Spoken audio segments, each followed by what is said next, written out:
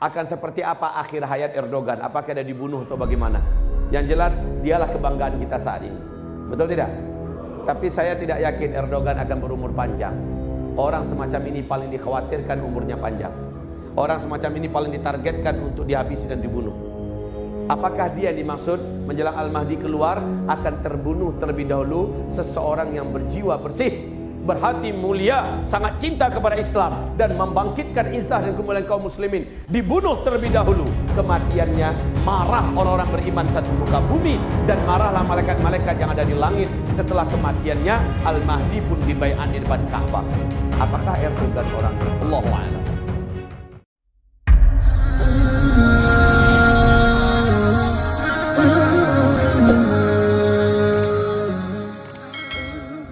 Simak videonya sampai selesai, agar tidak ada informasi yang miss dan terlewat. Nah, kapankah Imam Mahdi muncul? Imam Mahdi muncul adalah setelah hantaman meteor. Setelah hantaman meteor, Al-Mahdi. Bagaimana kita mengetahui Al-Mahdi sudah muncul nanti? Hantaman meteor ini di bulan Ramadan. Di bulan Syawalnya masih dukhon. Di bulan Zulqa'dah terjadi kekacauan dan perselisihan yang sangat hebat di tubuh kerajaan Arab Saudi dalam bentuk perang dan perang, keamanan tidak terjaga. Bulan Zulhijjahnya jamaah haji dibantai di Mina. Kemudian bulan Muharramnya Al-Mahdi dibaiat.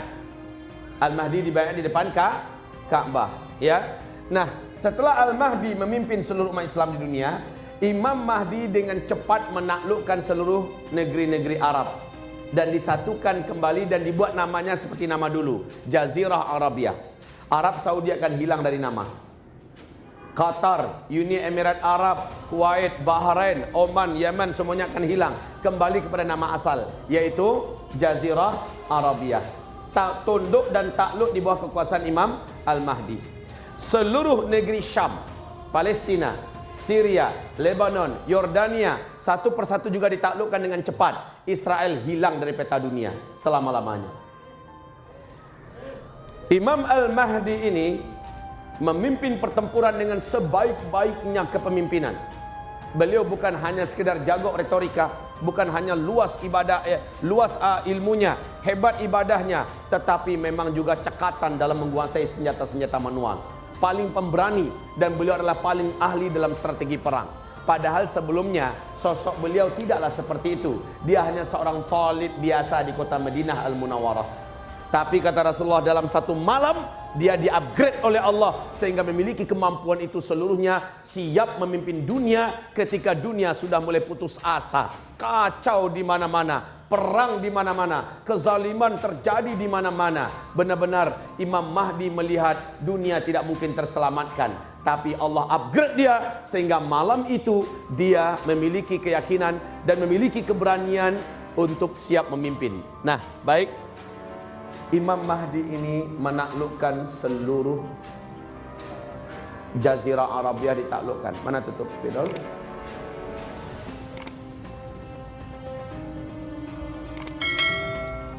Seluruh Jazirah Arab ditaklukkan, seluruh negeri Syam ditaklukkan.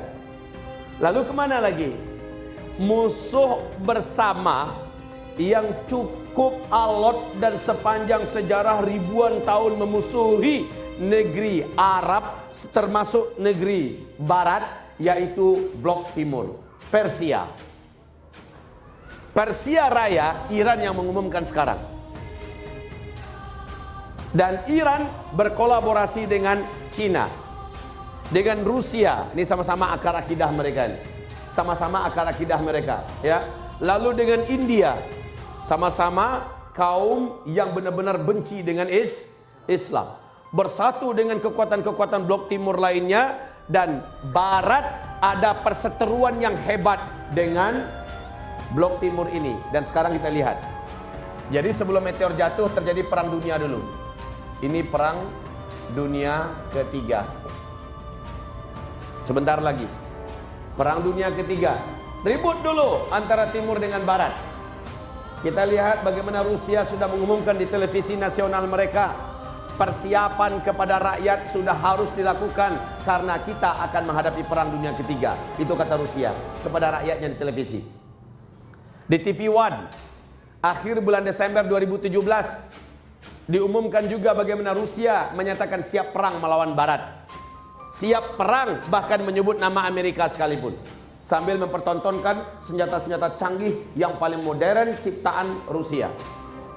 Kemudian pada akhirnya kita lihat sekarang ini, bagaimana seluruh diplomat-diplomat Rusia diusir dari Prancis, diusir dari Inggris, diusir dari Amerika.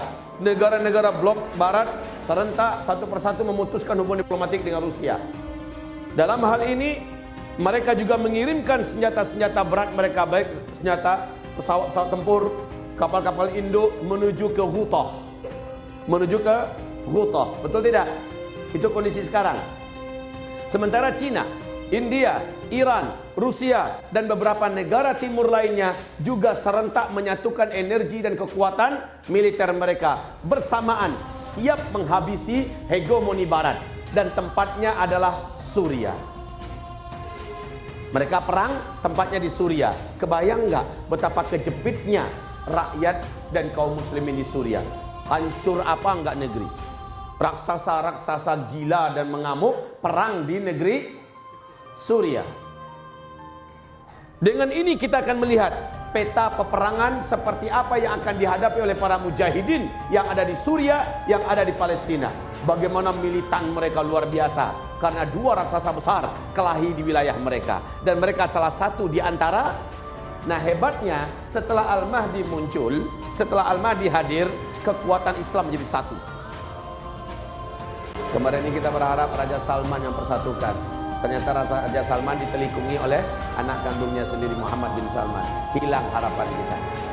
Kita berharap Erdogan yang mempersatukan. Sayang Erdogan bukan orang Arab. Ya. Sementara setidak-tidaknya Erdogan masih memberikan secercah harapan. Nah, wallahu alam, akan seperti apa akhir hayat Erdogan? Apakah dia dibunuh atau bagaimana? Yang jelas dialah kebanggaan kita saat ini. Betul tidak? Tapi saya tidak yakin Erdogan akan berumur panjang. Orang semacam ini paling dikhawatirkan umurnya panjang. Orang semacam ini paling ditargetkan untuk dihabisi dan dibunuh. Apakah dia yang dimaksud menjelang Al-Mahdi keluar akan terbunuh terlebih dahulu seseorang yang berjiwa bersih, berhati mulia, sangat cinta kepada Islam dan membangkitkan izah dan kemuliaan kaum muslimin, dibunuh terlebih dahulu. Kematiannya marah orang-orang beriman satu muka bumi, dan marahlah malaikat-malaikat yang ada di langit. Setelah kematiannya Al-Mahdi pun dibaiat di depan Ka'bah. Apakah Erdogan orangnya? Allahu a'lam. Saya tidak berani memastikan. Ataukah hadis yang sahih ini yang dimaksud Zakir Naik sekarang? Allahu a'lam. Saya pun tidak berani memastikan. Yang pasti adalah bahwa persatuan Arab tidak akan terjadi kecuali hanya di tangan Imam Al-Mahdi. Saat Arab sudah menyatu, orang-orang beriman di seluruh dunia, apalagi orang-orang beriman Arab itu militannya Pak, nggak ada apa-apanya militansi kita. Orang Arab itu kalau sudah militannya luar biasa. Tapi insya Allah akan ada orang terbaik dari kalangan orang Melayu, orang Jawa, orang Indonesia yang akan bergabung menjadi bala tentara Imam Mahdi nanti.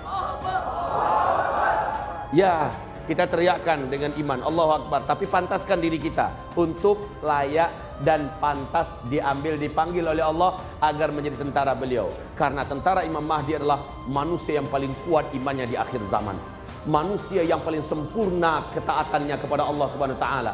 Manusia yang paling sempurna cintanya kepada Islam, dan mereka membuktikan dengan meninggalkan semuanya dan bergabung dengan Imam Mahdi.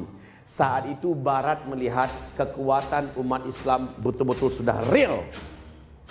Setiap pertempuran umat Islam yang dipimpin oleh Imam Mahdi seluruhnya dimenangkan oleh Imam Mahdi dan para mujahidin. Kemudian Imam Mahdi mengajak pergi ke Khurasan. Semua Khurasan termasuk Iran ditaklukkan oleh Imam Al-Mahdi. Jangan lupa untuk like dan subscribe video ini jika kalian suka dengan konten ini, karena masih banyak pembahasan yang akan kami bahas. Subscribe agar mendapatkan update terbaru dari video-video kami. Terima kasih banyak.